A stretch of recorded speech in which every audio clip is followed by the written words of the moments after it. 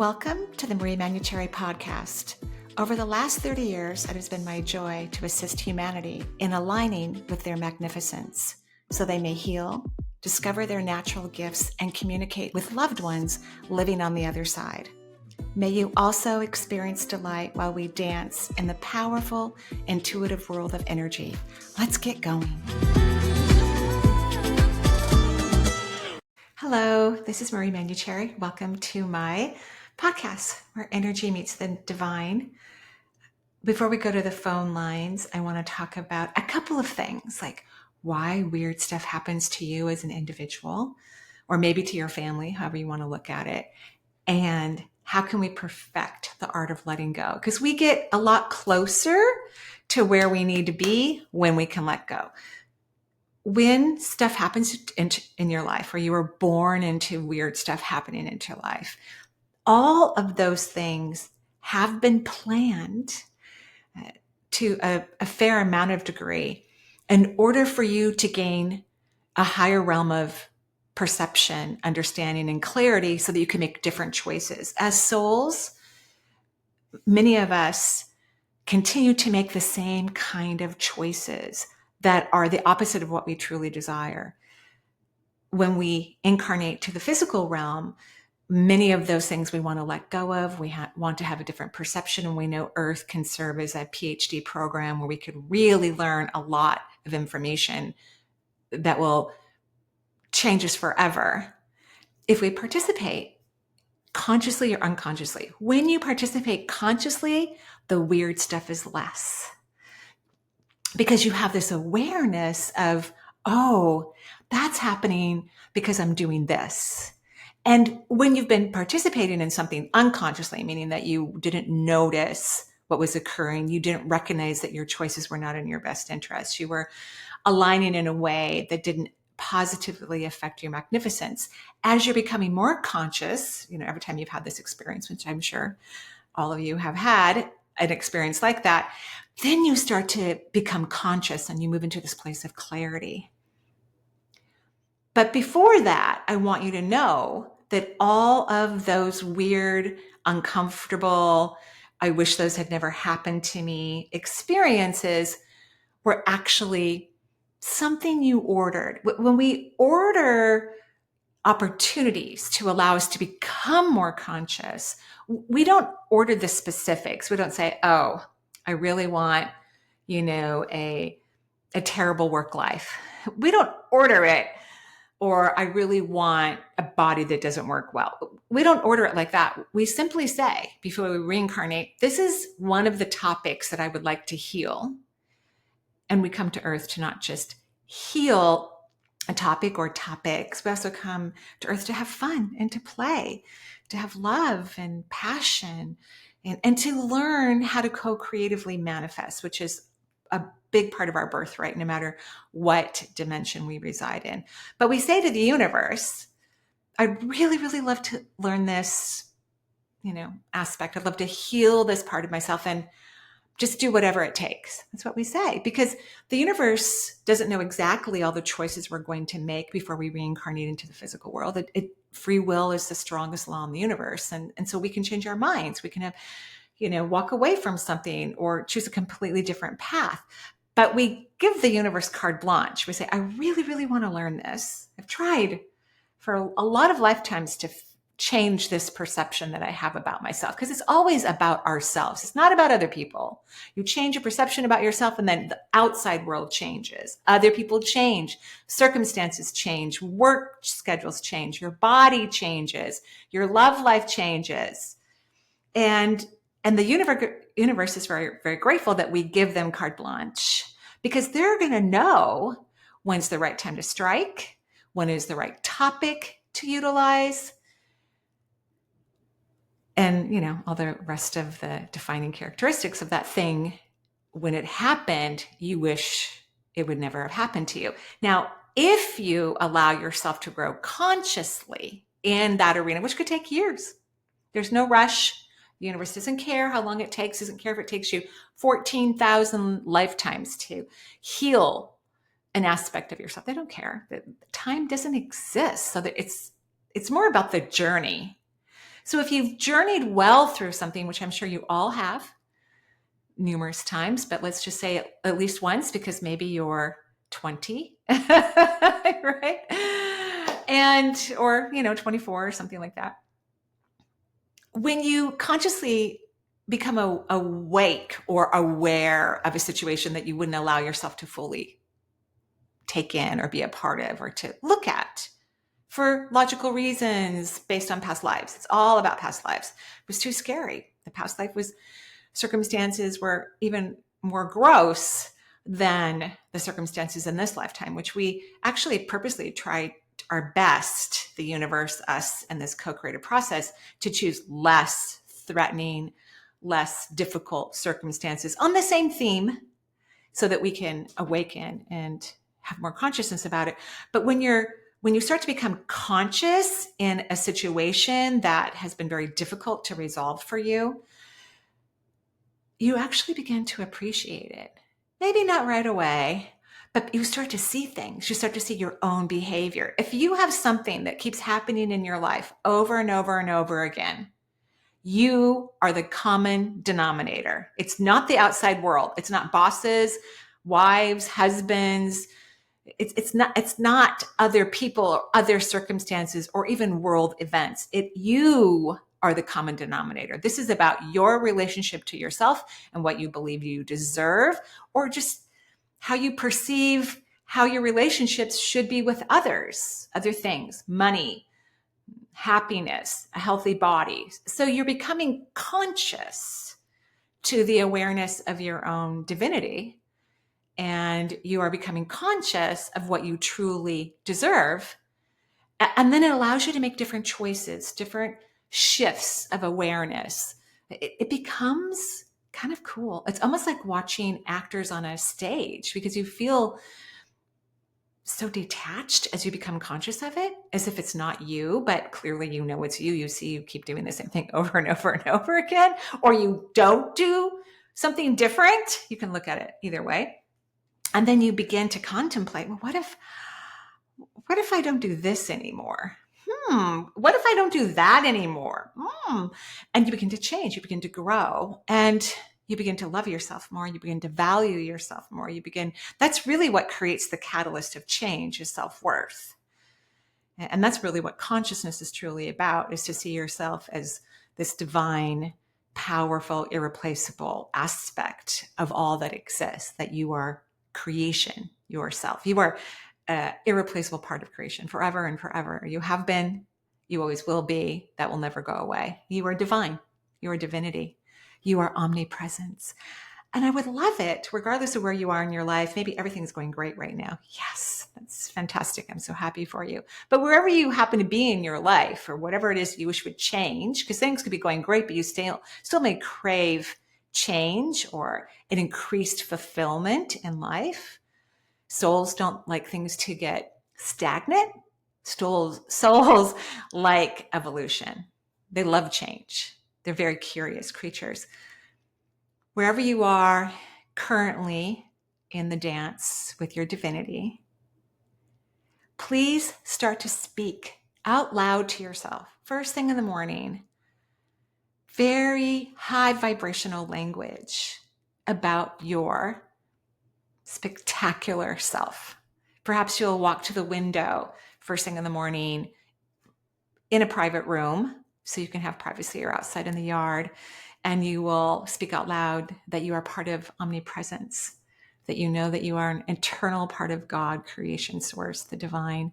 You are grateful for your genius. I want you to speak to the universe. I want you to start naming who you are to divinity. This will bring surges of powerful energy into your body, and also elevate your consciousness, allow more profound awarenesses to come through. I think this is a crucial exercise to really honor yourself and the depth of your authenticity. If you do this, let me know after you've done it for a while what cool things happened in your life. You can write into the website, energyintuitive.com, mariemanuchehri.com. That both work. And, just leave me a little note about it. Or you can leave me a comment on Instagram or Facebook. Same name, Marie Manuchehri. And wouldn't that be exciting? Just to, when we start to authentically recognize who we are, even if your mind doesn't understand it, please don't wait till your mind completely understands everything. That will never happen. The mind just finally just gets quiet, because that's what it's supposed to do. That's what it does in its highest frequency. It becomes quiet and it relaxes and it rests, so that you may channel, expand, connect, receive, recognize your authenticity, your spectacular self. And if you do that and you're desiring a life purpose, you're going to raise your frequency significantly, that you're going to begin to identify it. So when people ask me about their life purpose, which I get a lot of comments or questions about, I may not always be able to see it in that moment or get ideas about it, because the person has maintained their vibration at such a low frequency. I probably need like a session with them, not a minute or two on the radio. Now, sometimes when people call and leave a question like that, they've been raising their energy for a while and I can quickly connect with it. So just keep that in mind, that raising your vibration elevates your consciousness to the authenticity of who you are. Everyone's magnificent. Please start speaking to yourself that way. Declare it to the sun first thing in the morning, and you will start to change faster than you could imagine. All right, we're going to go to the phone lines now. Hi, Marie. My name is Tracy. I'm currently taking a couple of your classes. I totally love them. Thank you so much for providing those. I'm learning so much, especially about self-love. And I'm guessing with all that I've learned, that's probably where I'm guessing my issues arrive from, that I currently have a question about. I have wrestled with depression and pain in my body for many, many, many years. And I have yet to put my finger on exactly how to rectify that for myself. Every day it seems a little better. However, I'm still on the struggle bus.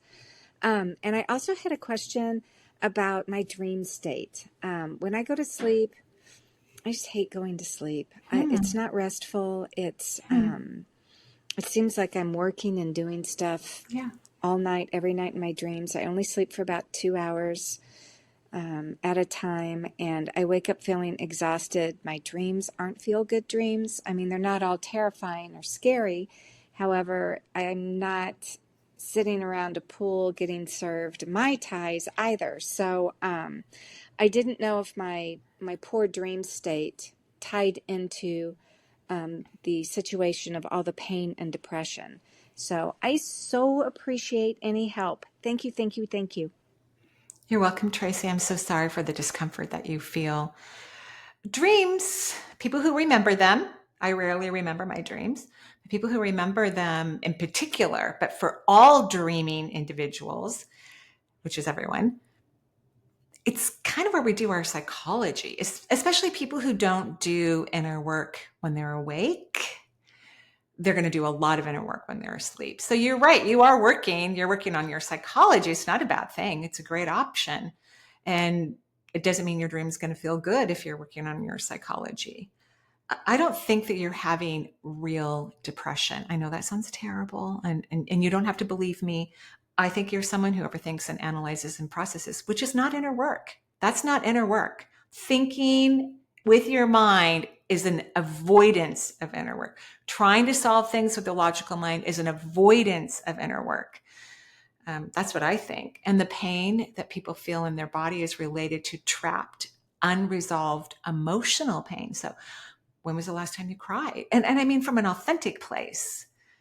So I would practice getting out of your head, resting in the lower half of your body. I do have YouTube videos about this on my channel, and I teach it in every class. And I think you said you've been taking the class, so I'm sure you were taught this. So try to look at it from this perspective versus the low vibration, oh my gosh, I have no control over this kind of situation. Let's see if this can shift your perception. You can begin to have different experiences, especially because things are already changing. So you're on a roll, like you're moving forward. I would stay in that perception versus, oh, I'm still in this place. In fact, what I mean by stay in that, do not allow yourself to think about the things you don't want to experience. And this is true for everyone listening. You're not allowed to think or talk about the things that you don't want to experience. Not in the way you have historically. If you can speak about it positively, if you can think about it positively, great. Otherwise, no, please don't. That's how we let go. Okay, I hope that's helpful. Thank you. Hi, my name is Debbie. I'm from Western New York. I was diagnosed with attention deficit disorder about 8 months ago, age 53 years old. And I've been trialing different medications right now. As I'm on a stimulant, which seems to be helping. However, that I have a question about that. And I've also been doing, I should mention, therapies, a lot of mindfulness, meditation, working on that, things like that. But I don't take the medicine on weekends, and sometimes I'll feel tired. Sometimes I'll just push through. Twice I've stopped the medication for about a week, 10 days at a time, and each time very tired for about a week after stopping. Now, both times could be one is right now I have a cold or getting over a cold. Maybe it's that. Maybe it's the medication. Maybe I'm not on the right path with this. I'm not sure. I just am wondering if you can give me any guidance with that. I know I should not feel this tired. I actually, have some time to spend in a different state in the sun and rest, and it's not helping. So I wonder if you have any guidance from any aspect of what I'm mentioning. Thank you so much. Bye-bye. Thank you so much, Debbie. I'm sorry I laughed. It's just certain medications, pharmacology in particular, you can't just go on and off of it. It's going to affect your mood. It could make you tired. It's some drugs like antidepressants, attention deficit disorder, those drugs. Things are going to affect your mood or affect your behavior. It takes a couple of weeks to get the blood levels elevated from the drugs in order to positively affect you or do what the medication says it's going to do, which it doesn't always do. Let's be clear. When we think of people who take antidepressants, a lot of time their psychologists or physicians put them on at least two different types of antidepressants so that they actually work. Because I actually don't think they work very well, personally. I think they numb people, but I don't think they are great at mood elevating. I just don't. So I also don't think you have attention deficit disorder. I think you have elevated cortisol levels. I think you've learned to be in fight or flight since you were quite young. I think you'd be better off speaking to a great, healthy, energetic, aware therapist who teaches you how to heal yourself from the inside so that you have new coping mechanisms and you don't go into fight or flight and have to be on medication so that you don't sense it.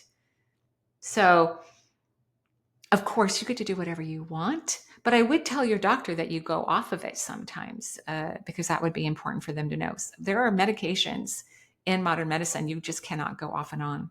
It's kind of like taking antibiotics. You have to finish the course, even if people start to feel better, because otherwise the bacteria can become resistant, right? So there's a whole bunch of reasons why pharmacology has to be served on a certain timeline. So keep that in mind and look for a really good, energetically aware, conscious therapist who can help you heal these, I think they're childhood traumas, actually. And trauma doesn't have to be something horrifying. It doesn't have to be horrifying. So, in other words, lots of things can create traumas for kids, a lot of things. So that's what I think. So you are not in the right path from my perspective, especially if you're going to play with the dosaging of this medication, which is what you're doing. Okay, I hope that's helpful. And good luck. I wish you the best of luck. I think things will be changing soon for you. All right, thank you. Hi, my name is Catherine. I live in the Federal Way area, and I have a cat whose name is Shadow, and she has reoccurring infections going on. And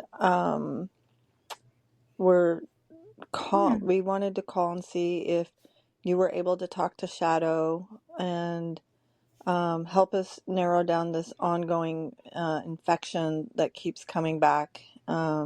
We think it's related to a toe injury, and we're just kind of at our wits' end, wondering which direction we need to go and what her wishes are. I know she's had a very difficult time adapting to the changes of a move and such, but I'm hoping that she will communicate with you in a way to help us understand what we can do that is best for her and quality of life and such, what she would like, and hoping to help her also understand that there are times I'm just not here. I do have to be gone for sometimes for a day, and she's Mm-hmm. very attached.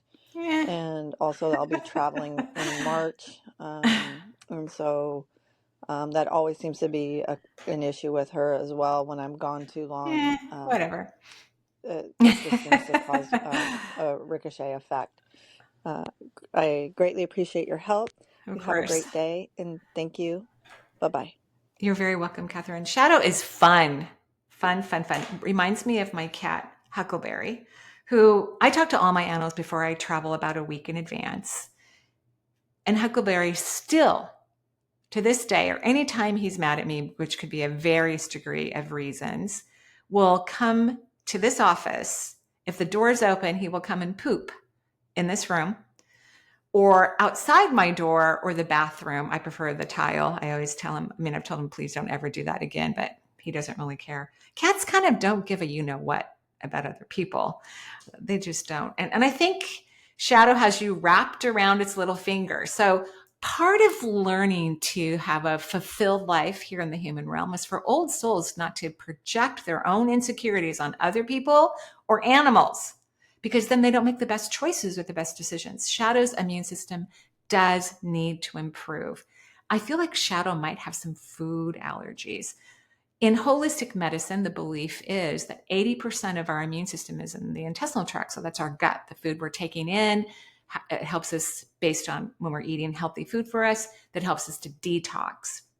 And everyone's unique and different. Everyone is, in terms of what really helps their body and what is not so helpful. Even if something is considered a healthy food, it doesn't mean that it necessarily is. So food grade, and you are so loving and compassionate, you probably are already feeding your animal food grade cat food, but maybe change the meat source. Like maybe if you're feeding her chicken, no more chicken. Maybe make it lamb. Beef can also be somewhat irritating to some animals, but lamb might be a good choice, or fish, might be a good choice. But I keep seeing chicken. So to me, that means, because I keep seeing it, and my cats actually love chicken, but I keep seeing it. So I think it's an irritant to her. So that could help initially, but stop projecting these insecurities on her. Don't worry about her. Don't be so concerned, because she's really not that concerned with you.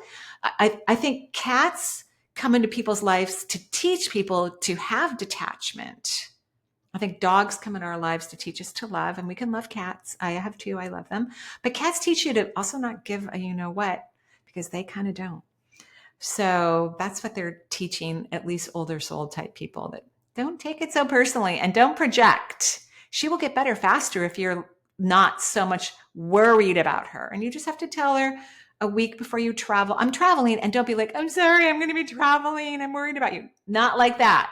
I'm traveling. You're going to have a great time. You're going to be fine. Be a good girl. Love you. Don't make it a big deal. Okay. I hope that's helpful. Hi, Marie. This is Susan speaking. I just listened to your podcast and you answered my question that I sent in a few weeks ago. So, this is just a really short message to say thank you so much for the advice you gave me. I'm excited to start it out. I'm excited about my life and just really grateful for the beautiful work that you do in this world. Keep on doing it for all of our I sakes. will. It's just really. It means so much that there's not just our guides, but our guides lead us all to you. Aw. And so thank Aw. you so much. This is really just a short message of appreciation. Thank you. Thank you, Susan. I love that all of our guides are working together to help all of us, because doing this podcast helps me. It brings me so much joy. And remember, when you feel high vibrations of joy, you're on the right track. It feeds you energetically. I've had a couple uh, evenings where I was about to travel and I hadn't made a podcast. I'm like, oh, dang, I have to make a podcast because I'm traveling. And I would think I'm tired. I still have some packing to do. But as soon as I would think that I need to go, at 10 o'clock at night into my office and record, I get energized. I get happy. I get excited. So I'm grateful that it's a win-win for all of us, because it certainly is for me. Okay, next one. Hi, Marie. This is Maurice from Santa Fe, New Mexico. My question today concerns postponing my move out of Santa Fe from this coming May until next spring. I've been feeling in sync with my life and life in general these past 3 weeks. My resistance has been lessening. I've been making big progresses following my joy, and I clearly hear my spirit guides through their very clever ways of pushing their message through. I feel I'm on the verge of an important breakthrough as I'm working out to tying some loose ends. I sense the distraction of moving now would be a setback. I also feel I have some few arches open. I'd like to know if you agree with me. Thank you, and say hi to Charles. Charles says hello. He's right here waiting for a walk. You gonna go for a walk soon? Yeah, I'm gonna go for a long walk. Don't move. You don't feel like it. You don't want to. I think it would be great if we just trusted our intuition. I think it's critical to practice the art of trusting one's insight. Even if in this trust we recognize that something wasn't insightful, I have learned so much. Charles is agreeing right now, especially in my personal life when I have misread something. Because, it's harder to read yourself or people you're really close to, because we are emotionally connected, versus a complete stranger. It's much easier to read a complete stranger or someone you barely know or you're not invested emotionally to. And when I have misread what I thought was intuitive, I learn a lot. I learn a lot about what I felt, what I thought was accurate, which helps me in the future to become more accurate. So we want to embrace that learning, but trust yourself. I would trust yourself. I would not move right now. You're not getting joy about it. And joy truly is the aspect of intuition. It's the key that opens up your insight, your ability to be a medium, our ability to read our bodies, our ability to help others, our ability to make great choices about where to live, what to do for a living, or when to stop working. It's through the vibration of joy. So we want to become very familiar with that frequency. So I think you're on the right track. I hope that's helpful. And I see 2 archways, not even open yet, still closed, not even open yet. Okay, thank you. Blessings, Marie. This is Maria from Southern California. I'm currently doing some energy healing work, a service to my family and my relatives. It all started when one of my sons was not feeling well. He was kind of depressed, so I got into the healing energies, and that helped him a lot. So now it's part of my side business. I think I'm on the right path because I'm so joyful, so Right. happy when I am able to help out, especially with people who don't have very much dollars to spend for therapy. Anyway, 2 years ago, I think I was meditating, and I have kind of like casually asked who my spiritual Oh, guide is, hmm. and the name that came up was Saint Catherine Labor. I didn't know who that was, but when I looked it up, apparently she was the one who started the miraculous medal with the Virgin Mary, and just dawned on me that my mother was very big on that when I was growing up. And I also got to visit the Miraculous Medal place in France at one point. It just didn't dawn on me for some reason. Anyway, so I want to find out if my that's really true, that she's one of my spiritual guides, and if I have more than one. So anyway, I'd appreciate whatever you could uh, tell me about that. All right. Thank you so much. You're Blessings to you and to all your subscribers. Much very, love. very kind, Maria. Thank you, and blessings to you and your family as well. Obviously, you're in the right path. It's bringing you great joy, and you've been helpful to even a family member, which is kind of the true test in that you were able to accurately detach and positively affect your son. I think this spirit guide has obviously been trying to hint at you that she's been in your life all this time. So, yes, I agree with you. I think she's a part of your guide group. I haven't met anyone who has only one spirit guide. I'm sure it exists, but, and when I look at her, I'm not 100% sure she's a spirit guide for you. I mean, the universe said, say that, like, that would not be inaccurate. But I kind of feel like, in a way, she's has such a strong power that she almost acts like an archangel, that your spirit guides surround you like in a horseshoe, like you're in the middle, and then you have the spirit guide flanking each side of you, and then it curves back like a horseshoe with other guides. There's about 8 of them. And then this lovely saint, I believe, stands just to the left of the horseshoe. So she could be a part of your guide group. That would not be could be, you could say that like it's an accurate perception, but I think her power is so large that she may affect other people as well, uh, just in her presence and her vibration. So you have 8 other guides plus her. Yes, I hope that's helpful. Okay, thank you. Hi, Marie. My name is Maria. I have a son that is 4 years old, and he has a language-specific disorder. Mm. I would like to know how can I help him, if it's possible to heal this issue, and what should I do? And also, I would like to know what is my purpose, if it's possible. Thank you so much. I think you would definitely need to raise your vibration so that we could start to gain insight into your life purpose. You would definitely need to raise your vibration. But I see a couple things that could project you into your purpose. I see art, I see writing, so creative adventures. Some people are natural creatives, and whatever they do in the world, they're going to require creative activities within their work. So I believe you're a creative.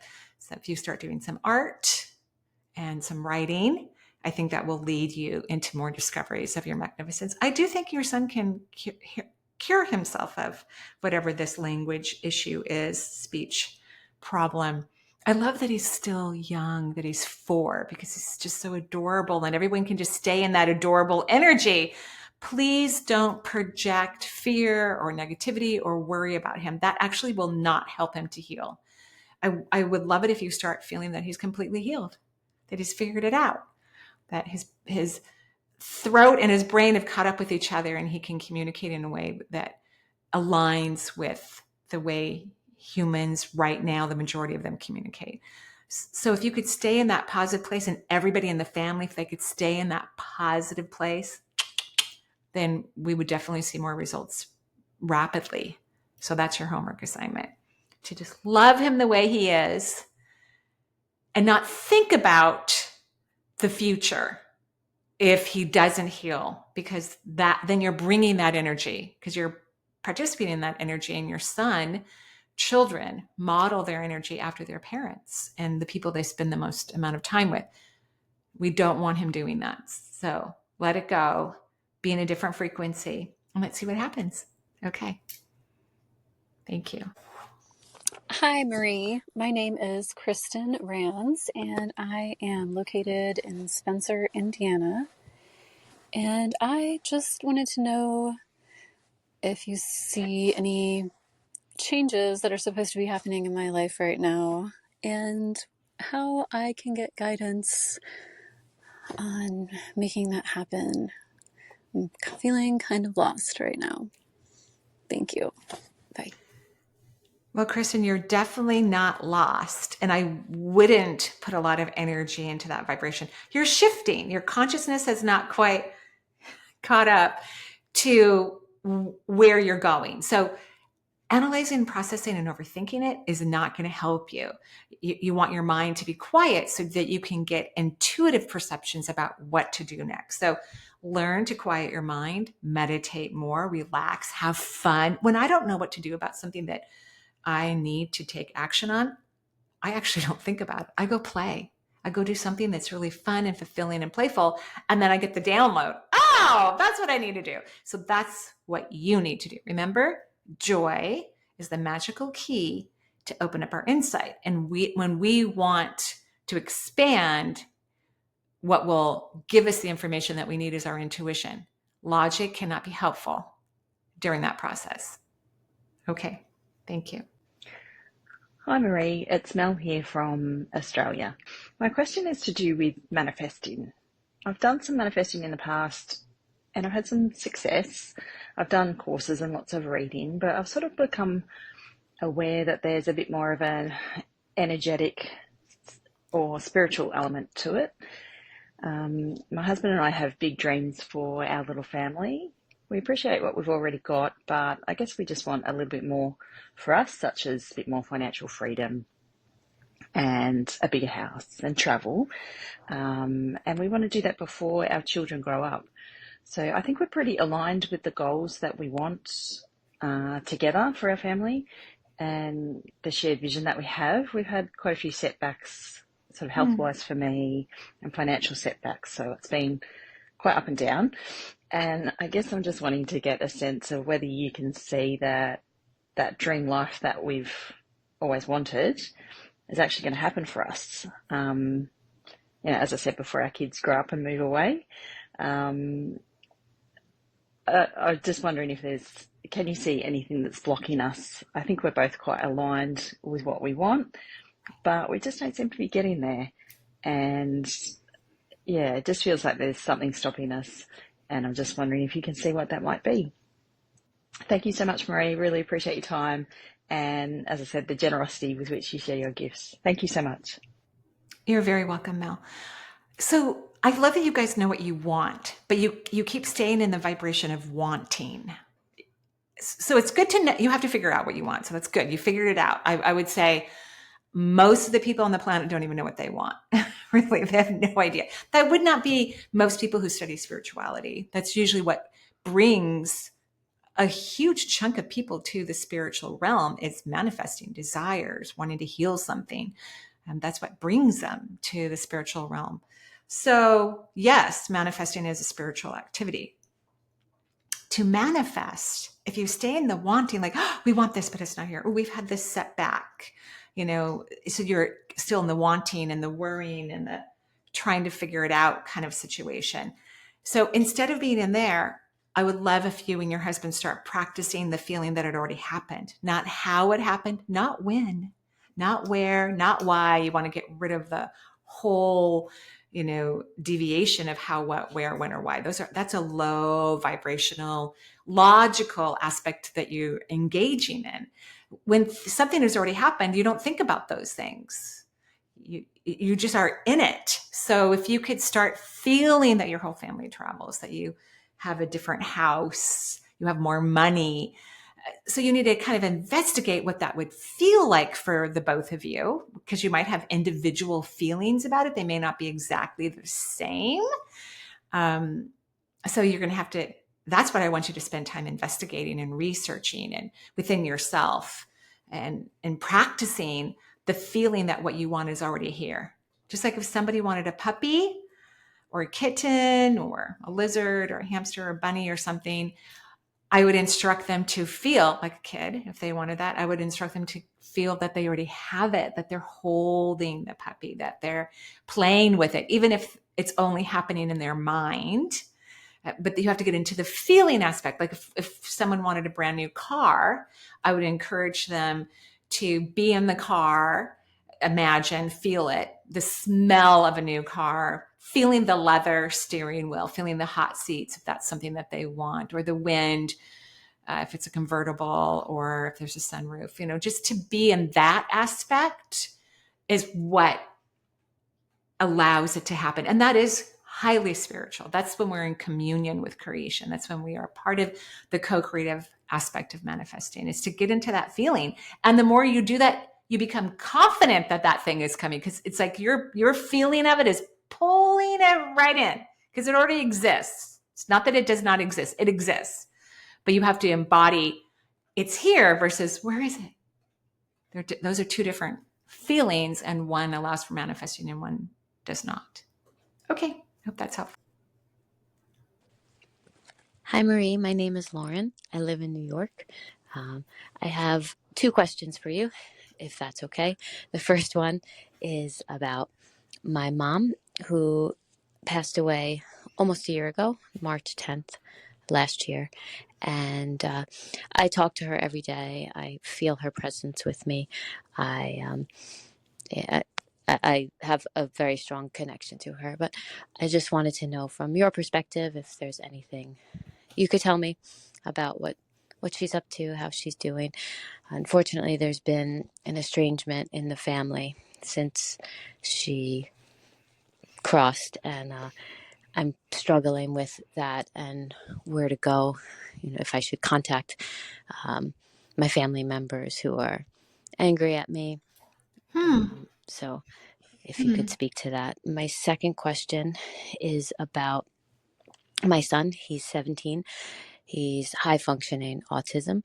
He actually wanted to do a private session with you, but you're booking so far in advance. So I told him I would call on his behalf. Oh, So he's a wonderful, wonderful boy. He's so smart. He's very kind, and just very passionate about life and learning. yeah. His name is Robbie, and he is very hard on himself. He speaks negatively about himself, often has a very low self-worth, and I see all the potential, and I see a bright future for him. Yeah. And I wanted to know if you could offer any insight of what else I can do to help him, so that he can see his potential. And that's it. Thank you so much again for everything that you do. And I look forward to hearing your answer on this. Be well. Thank you. Thank you, Lauren. I'm sorry about your mom passing. She says she wishes everyone was like Robbie, because he's so incredibly kind and loving. And I love our world with this lovely mixture of culture and language and dance, and even the way our minds work. I think that we're a richer society, that we learn so much from individuals who don't exactly see the world like everyone else does. I think we are winners when we allow ourselves to be enriched with layers and layers of consciousness. So yeah, she wishes everybody were like him, which is a supreme compliment, because your mother's in the heavens right now. She enjoys it, although she does miss her family. And again, I don't see that very often, because a lot of people, I mean, you can only imagine, you can hear, see, and feel your loved ones whenever you want, and then you can fly to all these really cool, destinations and opportunities and unique consciousness. Like, a lot of people don't hang out with their family all the time because it's way too cool on the other side. But she does miss you guys. She's having a lot of fun. Her energy feels a little far from me. Like, she's not hanging out with you guys right now. I feel like she's investigating something really cool and interesting. Could even be on your behalf. But she wishes everyone could be like Robbie. She thinks he's a gem. She wouldn't change anything about him, and I agree. And I do think his future is bright. I think your family has done an excellent job to help him feel empowered. And I would work on him, maybe hire a hypnotherapist to help him change some of his dialogue in his head, so that he has a healthier perception of who he is, because he's really quite remarkable, like in so many ways. So that's what I would do. Of course, an energetic, aware, lovely hypnotherapist. That's what I would do. I think that would be helpful for him. So I think you're doing a great job. He's very lucky. He landed in the perfect family. Great choice. Okay. Thank you. Hi, Marie. My name is Kay. I'm calling from Pascayaki, Arizona. I recently lost my sweetie pie. There's a lot of questions about his death, and I feel like there's something that he's trying to tell me, a message he's trying to give me. I know in my bones that I'm going to give the world my gift and that I will complete my purpose here on earth. I know that. I just feel like there's something he needs to tell me. Thank you. I'm so sorry, Kay, for your loss. I'm very, very sorry. And I want you to know everybody completes purpose. Like nothing is ever wasted. But it is lovely to be in a line with something that brings you great joy and it's very fulfilling. But we all will have purpose at the end of our time here. It will be significant and beneficial. But yeah, there is something different when you do something that has you very aligned. What I'm hearing him say, who's very handsome, by the way, he says that you are thinking about his death and the circumstances around it leading up to it, like even like a couple months or a month before. He says you're not thinking about it accurately. Almost as if you have a little bit of a conspiracy theory about it. I'm not sure. And if you do, I don't think that's abnormal. I think it takes a while for the mind to kind of bend into some healthy perspective, regardless how someone leaves Earth, because souls leave the way they want to. They choose their exit. They choose even how they're going to exit, whatever that is. There is no mistake. Souls are way too smart, too aware, too conscious, too part of the cosmos to make an error. There's never an error, in my opinion. So he wants you to know that. He's like, stop the conspiracy theories. And they could be mild conspiracy theories. I think it's hard not to think about, well, what if we had done this? Or what if this had not happened? Or what if this had happened? Especially when it comes to a loss. Just like when people end a relationship without death involved. Like, oh, if I'd only done this, or if they'd done that, or if we hadn't done this, there's all these buts. So that's what he wants you to let go of and really celebrate his departure, which is hard to do. It's not the easiest thing to do, depending on who the person is and their age and all of that, because the human mind has parameters about who can die and when they can die and how they die. We have like these really weird, unrealistic, disconnected from spirit rules about how you leave Earth, when you do. It's just stupid. And I'm not saying anything negative about you. I'm talking about the collective consciousness is just kind of dumb, perception to have. It's very, very, very limited, very limited. I don't know if I've ever told this story before, but when things pop into my mind, it takes me a few minutes before I realize, oh, the universe wants me to share that story.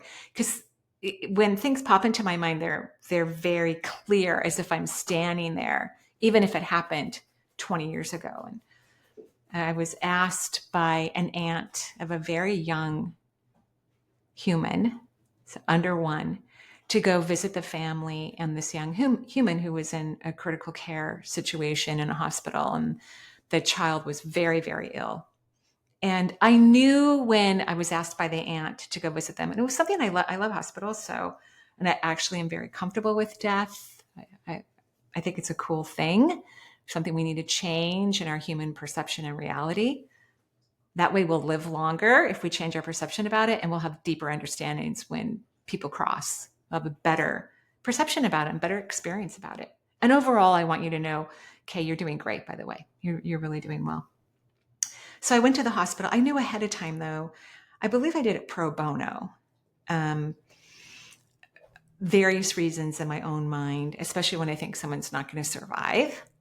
I'm like, because I'm going to have fun going to the hospital. I'm going to have fun talking to the family, but I'm going to tell them most likely something they don't want to hear. So I'm definitely not going to charge. I'm not going to charge for that.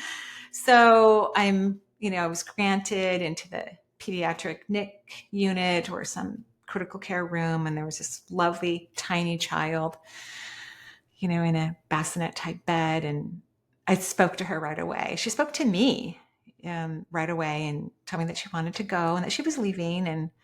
And so I gradually explained this to the parents and told them my perceptions. And I believe it was helpful when they finally decided to let go of her. And so here's the interesting thing: when something pops in my mind, I don't always know why it's popping into my mind, but I've learned to trust when it happens to express it. So I don't know why this is potentially helpful for you, but I know that it is. And once you start to feel better, just find your joy, because that's the magical key that turns our intuition on. And all the things that are in our highest good have an highly intuitive component to them, not intellectual. It will not be intellectual. It will be intuitive. Okay, thank you so much. And thank you everyone for listening again. I'm going to go walk Charles now before he stands up here and starts barking. Have a great day. Bye-bye.